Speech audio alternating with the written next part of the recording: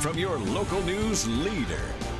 This is KQ2's Live at 5. Good afternoon. Thanks for joining us on Live at 5. I'm Alan Van Zant. The clouds moved in today, but it still didn't top temperatures from warming up nicely. We will start things off today with our first forecast and Mike Graciano. Well, I'll tell you what, Alan, the big news is the fact that we do have a high wind warning that's in effect for northeast Kansas and northwest Missouri. Tomorrow, winds could gust up to 60 to 70 miles an hour. So just want everybody to be aware of that. And I think that the strongest winds are going to get here by the afternoon hours. All right, let's show you what we've got going on outside right now. And it's cloudy. Now we do have a cold front that's moving our way. And as that cold front moves into northeast Kansas and northwest Missouri tomorrow, we could have maybe a little bit of some shower and thunderstorm activity. So in the morning, now these are wind gusts. It's not going to stay windy the whole time, but we could have wind gusts in the morning 40 to 50 miles an hour, but look, by the evening, that's when we start to look at those very strong winds. Again, the wind gusts. So in the morning we could have a 30 mile an hour wind gust, but as we head towards the mid-morning, 40 mile per hour winds are possible. And then again by the afternoon, see that it's at 53. I think we could see some 60s and even some 70 mile per hour wind gusts in and around the area. So very, very windy. Then by tomorrow night into Thursday, things tend to calm down just a little bit. Talk more about our rain chances as well coming up. Alan? All right, thank you, Mike. The St. Joseph School District plans to move forward with its current mask and COVID-19 protocols. This comes after Missouri's Attorney General sent out letters to health departments and school districts statewide, warning them to stop enforcing mask mandates and quarantine guidelines, citing a recent ruling in Cole County Court. Attorneys for school districts across the state have argued the Cole County Court decision applies to unelected health department officials, elected Board of Education members voting on policy for school district. St. Joseph School District appears to belong to that camp too, saying the district spoke to its lawyers and everything has been done by the book. It also says the district's current masking policy will remain in effect until the board decides to change it. Some new details after a fatal shooting late last month at the Ridge Apartments in St. Joseph. A suspect has been arrested and charged in the case now. The Buchanan County Prosecutor's Office announcing a charge of first-degree murder against 27-year-old Mia Weston. According to a probable cause statement, a witness observed Weston getting into an argument with the victim, 25-year-old Jabin Bullock, before pulling out a gun from her vehicle and shooting him in the chest. Bullock later died. Last night, City Council approved the first round of $19 million of ARPA funds across the community, one of those being the Missouri Western Law Enforcement Academy. City signed off on $450,000 for use. The Academy will use that money toward recruitment and training enhancements, such as tuition assistance, crisis management, and driving simulators for students in training. Commander of the Academy says he hopes this money will grow the interest of future students and to build partnerships with local law enforcement that will feed students directly to St. Joseph and Buchanan County vacant positions. If we can provide some relief, it oftentimes will help it rebound, and that's part of what the ARPA funding is all about. And part of it is at the moment, the academies are not putting enough trained folks out to satisfy the agency's needs. The ARPA funding is definitely going to help in trying to make that connection for the potential employees to the agencies that are needing it. 17 students graduated from the Academy last week. Commander King said that number is a step in the right direction. Almost 100 applicants are interested in joining the Academy in January, a number that will move the Academy, they say, in a positive direction. Kansas City Chiefs have placed one of their key defensive players on their COVID-19 watch list. We have KQ2's Mitchell Riberall joining us now in studio with more details. Yeah, head coach Andy Reid announcing today that Chris Jones is in the NFL's COVID-19 protocol. This comes just one day after wide receiver Josh Gordon tested positive for COVID-19. Neither player has been ruled out for Thursday's game against the LA Chargers. And according to NFL policy, a vaccinated player who tests positive is allowed to return after 2 negative tests in a 24-hour period. But the team says whether they can or can't go, they will be prepared for both scenarios. Yeah, I mean, Chris is, one of those players Probably the only guy you could really compare to him is probably Aaron Donald. You know what I mean? When you talk about just inside, just dominance. You know what I mean? So it's going to be a big challenge for us to, replace him. But I think we're more healthier, than ever defensively. I think up front, we're able to rotate those guys in and out. I think all those things will work out for us Thursday. Now, it may seem like the Chiefs all of a sudden are getting hit by COVID-19 protocol, but it's the entire league. Just yesterday, league sources announcing there were at least 37 players who were sent into COVID-19 protocols just on Monday. So a spike is going on around the league. But with most of the Chiefs players vaccinated, they should be able to return to the team sooner rather than later. Reporting in studio, Mitch Ribrall, KQ2 Sports. Thanks, Mitchell. Now to the major headlines in the fight against the coronavirus. Pfizer reporting promising data on its COVID treatment pill. This news comes as the U.S. hits another grim milestone in the pandemic and as the Omicron variant continues to spread. Here's ABC's Morgan Norwood from Los Angeles. As America hits 50 million confirmed cases of COVID, a potential new tool in the fight against COVID-19 showing promising results. According to Pfizer, new data shows its COVID treatment pill could save thousands of lives. I'm optimistic because I think we never were so close to put an end to this pandemic by having so powerful tools. It's a series of 30 pills taken over 5 days, and studies show when taken within 3 days of diagnosis, it can reduce the risk of hospitalization or death by 89% and 88% among high-risk unvaccinated patients when taken within 5 days. It is a game changer. But at the same time, I want to emphasize that no one should use the existence of the pill as an excuse to avoid vaccination. The news comes as the Delta variant drives a surge in COVID cases, deaths, and hospitalizations. Concerns now that the emerging Omicron strain could follow close behind. The WHO saying Omicron is spreading at a rate we haven't seen before, and a new large-scale analysis in South Africa says Pfizer shots provide just 33% protection against Omicron infection, but 70% protection against hospitalization. What is clear is that vaccinated individuals are experiencing milder infections in general, and that's supported by the data shown by the 70% effectiveness against severe illness. And as for those highly anticipated COVID pills, the U.S. has already purchased 10 million of those treatments. And Pfizer CEO says the pill could receive emergency use authorization before the end of the year. The FDA and CDC, though, still have to weigh in. Morgan Norwood, ABC News, Los Angeles. Mosaic will be hosting another vaccine clinic next Monday. Mosaic giving out both Pfizer and Moderna vaccines at a community vaccine site, the same one they've had before. It's the old Gordman's at the mall, and it will go from 8 a.m. to noon. You can sign up for a spot on Mosaic's website or walk in if you'd like for first and second doses. Pediatric doses will not be offered at the clinic. Mosaic reminds patients they can call 816-383-8141 to schedule a pediatric vaccine appointment. Elves have been hard at work at the Salvation Army getting ready to hand out toys to kids and families in need this time of year. Every year, the Salvation Army giving out toys to eligible families with their application through, though this year they're seeing a slight actual decrease in families who have applied for the drive. Still, the organization has plenty of toys available, even some from previous years. We spoke with organizers about how they make sure they all end up in a child's hands. We had some left over. Last year we were able to actually give quite a bit of it to different organizations that I saw were struggling. So I said, hey, we have extras, come and get it.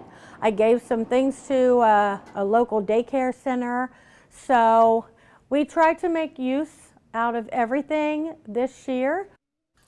The deadline to participate this year has passed, but the Salvation Army does want to thank the community for their continued support of the drive. We come back on Live at 5. The House panel investigating the January 6th Capitol riot, voting to recommend contempt charges against a former White House chief of staff. So, what's next for Mark Meadows? Details after the break.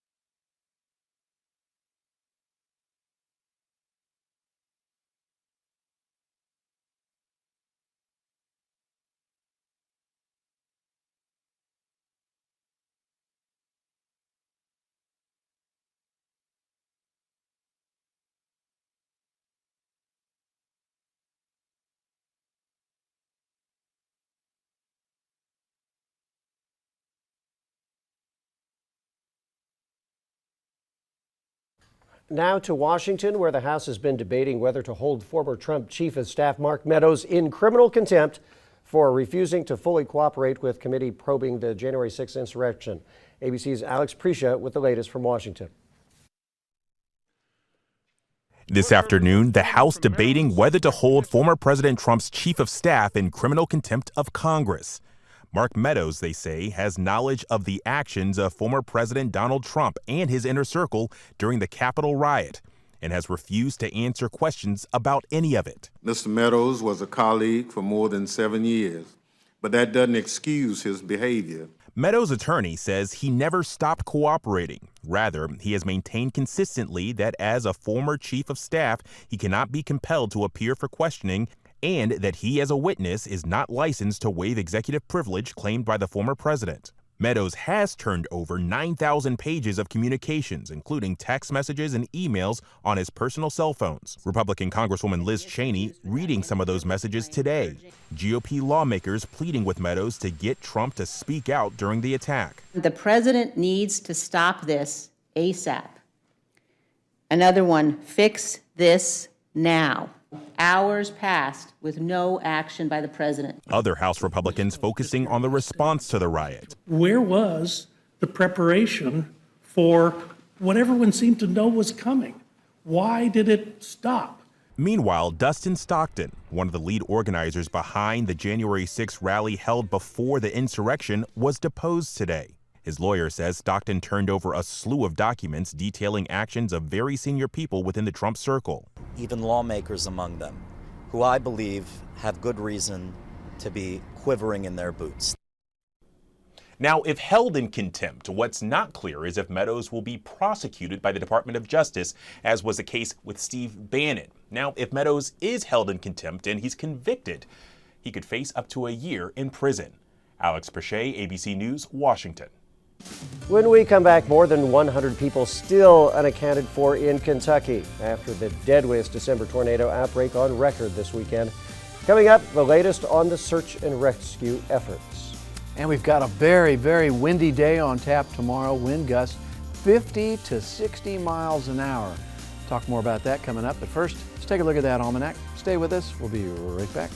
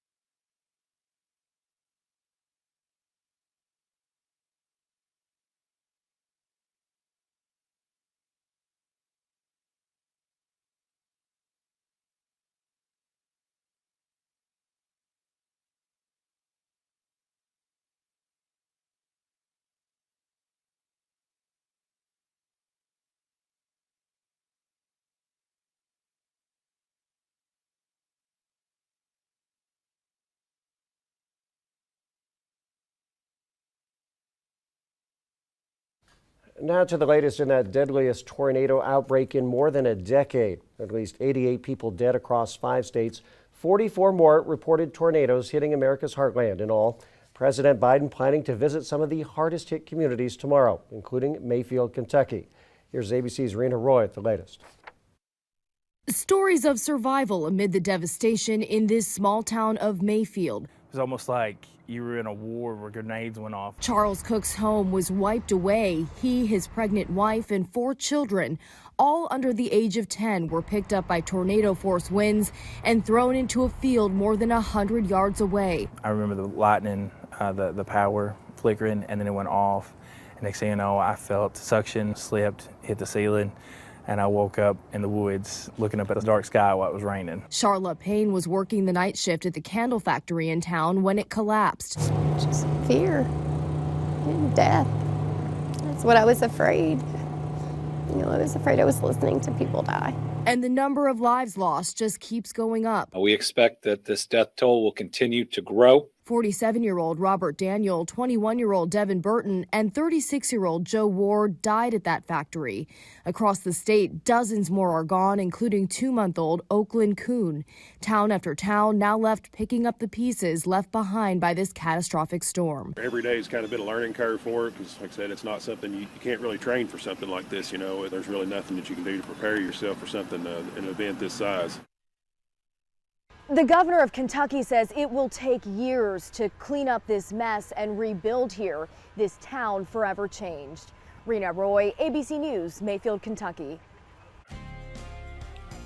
Well, not tornado strength, but we have some strong winds headed our way, Mike. I tell you what, Alan, we're going to have to kind of watch out for tomorrow afternoon. I think that tomorrow morning we're going to really see some of those stronger winds move in with wind gusts. We're talking about wind gusts, not consistently having 60 to 70 mile an hour winds. So it will calm down a little bit and then the winds will start to really kick in again. Yeah, so just be aware of that. Probably a good thing for this evening.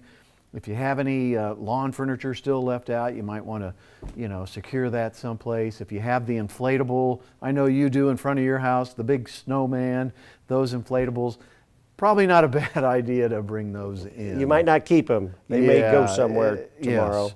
So 50 to 60 mile per hour wind gust, yeah, I think so. I think that's a pretty good possibility, and especially towards the afternoon. If you're thinking about driving, especially on 36 highway or I-70, west to east, that's probably not going to be the bad best. crosswinds, wouldn't it? Yeah, really bad. Now going north, you might get to Omaha with on 1 gallon of gas. Your gas mileage is going to be pretty good if you're heading up north. If you're heading down to Kansas City, well, that might be a little bit. Fill up in Platte City. That's right. You'll have a full tank here, get to Platte City, have to fill back up. But seriously, just be careful and watch out for what's going on especially in the afternoon hours. All right. Okay, we'll start you off with today. And we beat a record high today, Alan. 65 the high, 64 the old record back in 1933. 31 the low, 41 and 21 your normals, 8 degrees below zero the record low in 1914. Again, that high wind warning that goes into effect tomorrow morning lasts throughout the entire day on your Wednesday. So in the morning hours, these are wind gusts. We could have wind gusts up to 40 to 50 miles an hour. By the afternoon, there could be a few wind gusts up to 50. And then in the evening hours, as we head towards 5, 6, right around this time frame, we could have wind gusts that could reach up to 60 miles an hour. So just be aware of that, especially as we head towards the late afternoon and early evening. Now, these are wind gusts, as I just mentioned. It's not going to be blowing 30 miles an hour all day long, but we will have those wind gusts. And notice by your morning hours of your Wednesday, we could have some 40 mile per hour wind gusts out there, and then in the afternoon it really starts to pick up as a cold front comes in our way. Mound City could have a wind gust up to 60 miles an hour up there. Then the front moves through and the winds switch to the west, and by Thursday they tend to calm down just a little bit. Now there's a chance for some severe weather. I think a little bit better chance up in northern parts of Iowa, where there's a 5% chance that they could have some tornadoes. I know it doesn't sound like a lot, but that's pretty high when it comes to severe weather for us. So up in northern parts of Iowa, in Iowa and Minnesota, They've never had a tornado since 1950 occur in December. So could be just a very strange day on tap. Right now it's 60, and I don't think those temperatures are really going to drop too much at all. So tonight, 56. Tomorrow, that high wind warning. Now we'll have south winds 20 to 35 miles an hour, but still have some strong gusts. Thursday, 49, Friday, 50. Cooler on Saturday and Sunday with temperatures in the 40s. Alan? Thanks, Mike. Still ahead on Live at 5, COVID-19 cases rising across the U.S. and now 2 areas of the country seeing an increase of pediatric hospitalizations.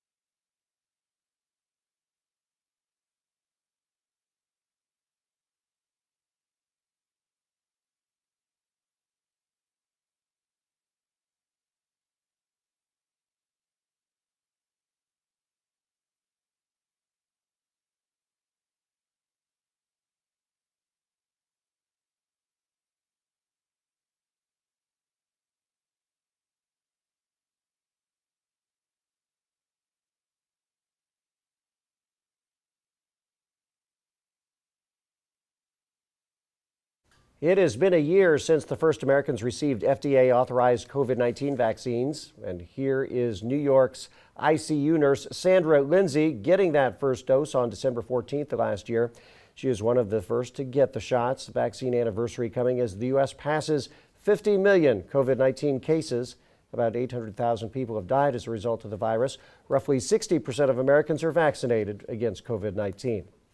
Across the U.S., most states are seeing a rise in COVID-19 cases currently driven by the Delta variant. And in 2 areas of the country, there's a spike in COVID hospitalizations among children. Also, cases of the Omicron coronavirus variant have now been detected in at least 29 states in Washington, D.C. Mandy Gaither with the latest in today's Health Minute. In more than half of U.S. states, cases of the Omicron coronavirus variant have now been identified. Most people known to have been infected with the variant had mild symptoms, but a majority had been vaccinated and about a third have received booster doses. Even if it's milder than previous versions, we don't know if it is, we're going to really have to figure out how to manage it in the weeks ahead. As scientists race to learn more about this new variant, they're urging parents to vaccinate their kids. Obviously, kids 5 and above can get vaccinated, and I think it's urgent that parents do that. But I remain pretty optimistic that kids under 5 who are not yet eligible, if they were to contract this, will do okay. In the meantime, more than 40 states are seeing a rise in cases. In the Northeast and parts of the Midwest, new COVID-19 hospitalizations among children are reaching record highs, and concerns turn also to older Americans. While seniors are more likely to be boosted, CDC data shows only about half of nursing home residents have gotten a booster dose of the COVID-19 vaccine. If you look at the data, the more and more it becomes clear that if you want to be optimally protected, you really should get a booster. For Health Minute, I'm Mandy Gaither. Data showing a disproportionate number of COVID-19 deaths have occurred in long-term care facilities, and the risk of hospitalization and death significantly increases with age. Stay with us. There's your radar there, and it's not showing the wind, but it's on the way. We'll be right back with a final look at your forecast.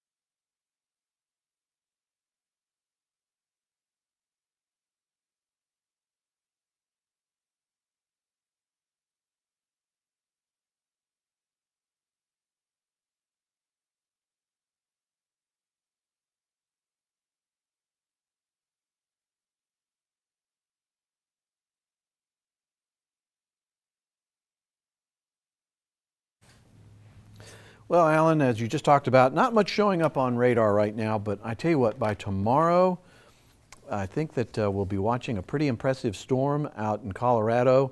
The pink that you see over there by Denver, that's up in the Rockies. They have some warnings and watches out for snow, heavy snow. Look at the majority of the Midwest is under a high wind warning, stretching just from the west of Chicago through Omaha, St. Joseph, Wichita, out in western parts of Nebraska. So tomorrow it is going to be a very, very windy day. Outside right now it doesn't look bad at all, but that is going to change starting tomorrow morning. So tonight, 56. Tomorrow, the rain chances will be there in the evening. I think the strongest winds will be here by 3 o'clock, 4 o'clock in the afternoon, running through the early evening hours. Wind gusts up to 50 to 60 miles an hour possible. Here it comes. It's going to be coming. All Be right. ready. Thanks for joining us for Live at 5. ABC's World News Tonight is next. We'll be back for KQT News at 6.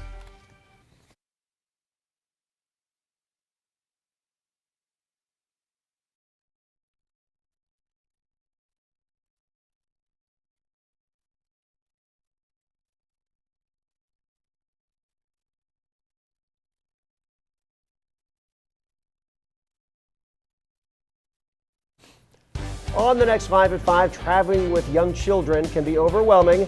Health experts sharing tips on how you can keep your stress levels in check. And we've got some cooler air that's going to move in. We'll talk about it on the next Live at 5.